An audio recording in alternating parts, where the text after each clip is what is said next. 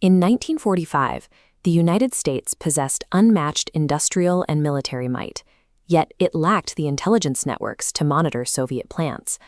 Moscow's KGB ran circles around American operatives. President Harry Truman responded in 1947 by signing the National Security Act. This created the Central Intelligence Agency, a permanent spy network designed to counter Soviet expansion. Early operations ended in disaster. The agency trained a team of Ukrainian agents and parachuted them into Soviet territory, unaware they were flying into a trap. Within days, the entire team was killed or captured. Internal reports described the agency as fatally penetrated. Double agents and informants had compromised the CIA's recruitment and fieldwork before the agency was even 5 years old. Langley leadership realized they could not outspy the KGB with human networks alone. They decided to pivot, leaning into America's core strength, high-end technological engineering. The agency's survival would depend on a reliance on bleeding-edge machines, shifting the focus from secret agents to sophisticated hardware. The U-2 spy plane was the first result of this pivot. Cruising at 70,000 feet, it evaded Soviet radar while mapping the territory below. This aircraft replaced military guesswork with high-resolution photographic proof of Soviet nuclear capabilities, providing a clarity that human spies couldn't match. While the U-2 watched from above, the agency continued a ground game of bribes, proxy wars, and coups across the globe. To fund off-the-books operations, the CIA utilized massive black budgets. Skimming millions from the Marshall Plan, they moved into offshore accounts, arms, and drug trafficking. But these human-led interventions caused blowback. Bay of Pigs and Iran-Contra exposed the flaws of unstable proxy networks. These failures reinforced a hard lesson at Langley.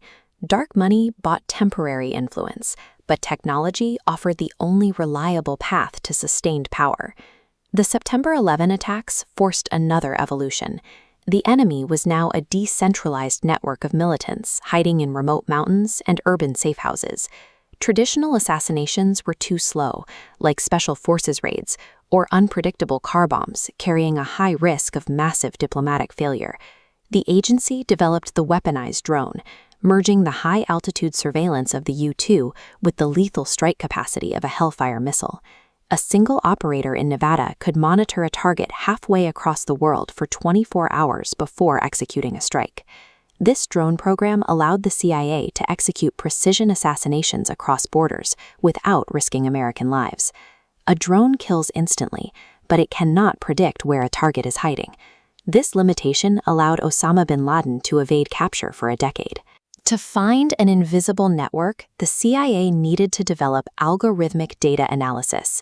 The agency invested in Palantir, a startup led by Alex Karp, to turn software into a weapon of national security. Palantir's software ingests disparate datasets, bank wires, travel logs, and drone footage, connecting dots that no human analyst could see. This predictive mapping exposes safe houses and dismantles terrorist cells before an attack is even launched. Palantir's data mapping turned raw information into a predictive tool, identifying threats before they reach the planning stage. Today, the CIA manages a massive classified budget, commanding autonomous drones, AI-assisted surveillance, and offensive cyber capabilities. The focus is now shifting toward technologically advanced rivals, specifically China. This rivalry involves hyper-connected global systems that rely entirely on digital infrastructure. In this environment, a single algorithmic blind spot or corrupted dataset can trigger a chain of consequences across international borders. The CIA's power now relies on its capacity to capture and analyze the global data stream.